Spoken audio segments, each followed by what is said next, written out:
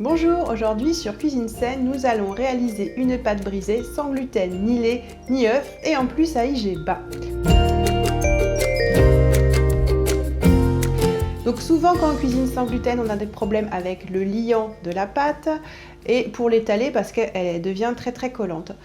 Donc ici pour réaliser cette pâte, je vais vous donner toutes les astuces et maintenant je vais vous donner déjà les ingrédients. Donc je vais utiliser 100 g de farine de sarrasin, 50 g de graines de lin moulues qui vont donner le liant, une pincée de sel, 50 g de farine de souchet, donc c'est une farine à IG bas qui va baisser du coup l'IG général de la recette, 100 g de farine de lupin qui est une farine à IG très bas, je crois que c'est autour de 15, et 125 g d'huile de coco. Donc je vais venir tout pétrir dans mon robot. Alors pour les curieux, c'est un robot suédois qui s'appelle Ankashroom que j'utilise depuis presque un an maintenant et que j'aime beaucoup parce que je vois bien ce qui se passe dedans. Donc pour les ingrédients de base, on a vu, je vais aussi rajouter 200 ml d'eau. Donc ce qui est compliqué quand on cuisine sans gluten aussi, c'est de bien doser les liquides parce qu'une farine avec gluten ne réagit pas pareil qu'une farine sans gluten et n'absorbe pas de l'eau de la même manière. Donc si vous voulez savoir plus en détail comment ça fonctionne pour remettre du liant ou comment bien hydrater ces pâtes sans gluten, je vous invite à aller voir ma formation sur la pâtisserie sans gluten. Donc maintenant on passe à notre pâte brisée. Maintenant je vais tamiser mes farines dans mon robot. Donc les 100 g de farine de sarrasin,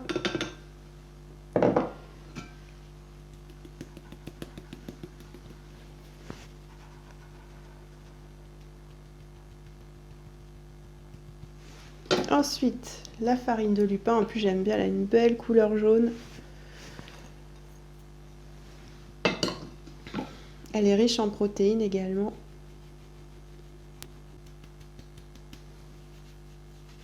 Donc dans la farine de souchet qui a un léger petit goût sucré avec en plus un IG bas, donc qui est parfaite dans les recettes. C'est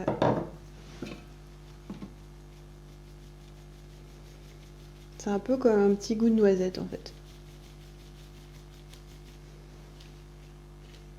Par contre, il faut bien la tamiser.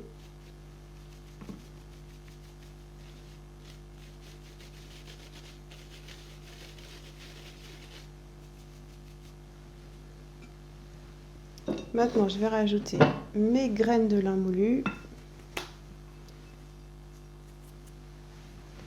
Donc pour imprimer la recette, vous pouvez aller sur le site Cuisine Saine et imprimer le PDF directement. Ça vous évite de noter en même temps. Alors, je vais rajouter mon huile de coco et je vais commencer à pétrir en ajoutant l'eau petit à petit.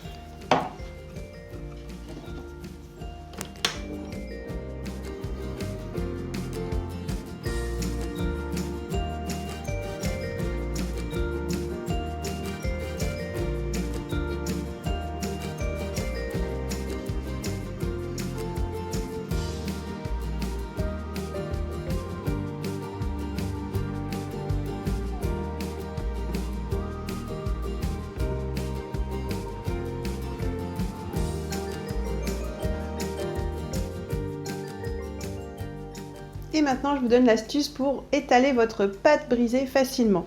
Donc, si vous avez une feuille de silicone pour étaler les pâtes, vous allez la mettre sur votre plan de travail. C'est ça qui va empêcher le papier sulfurisé que vous allez mettre par-dessus de glisser. Donc, vous posez ça ici. Vous allez mettre votre pâte donc, entre les deux feuilles de papier sulfurisé et vous allez l'étaler au rouleau à pâtisserie. Comme ça, vous allez quand même obtenir quelque chose de fin, de régulier et qu'on viendra mettre ensuite dans le plat à tarte. Alors, je récupère ma pâte. Ah, donc elles sont... La pâte est toujours plus friable qu'une version avec gluten, hein, bien entendu.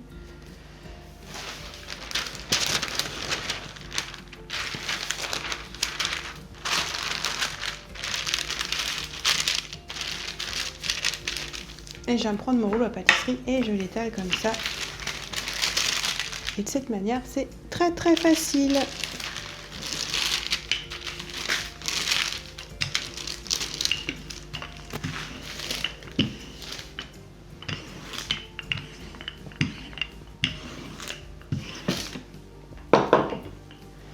Donc maintenant, autre partie délicate de l'opération, on va glisser le papier dans notre moule.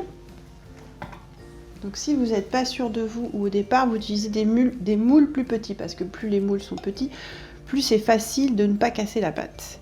Donc là, si on en prend un grand, on vient le mettre dessous.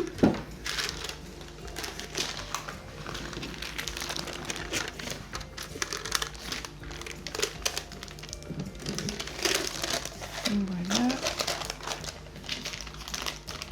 Donc là, on peut commencer à décoller la feuille du dessus.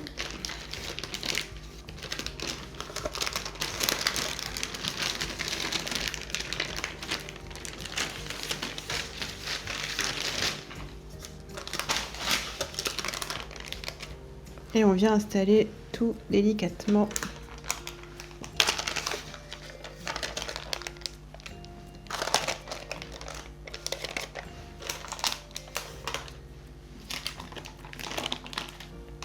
S'il y a un petit endroit qui est cassé ou qui manque, bah, vous n'hésitez pas à prendre un morceau et puis à venir combler si besoin.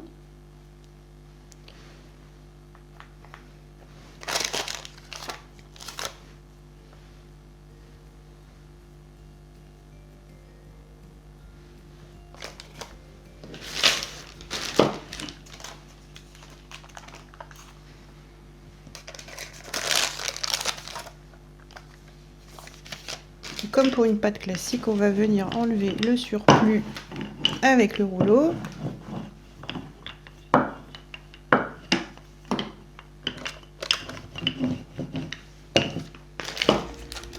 Et voilà, notre pâte brisée, sans gluten, ni lait, ni œufs, à IGBA est réalisée. Donc vous pouvez l'utiliser aussi bien en salé qu'en sucré.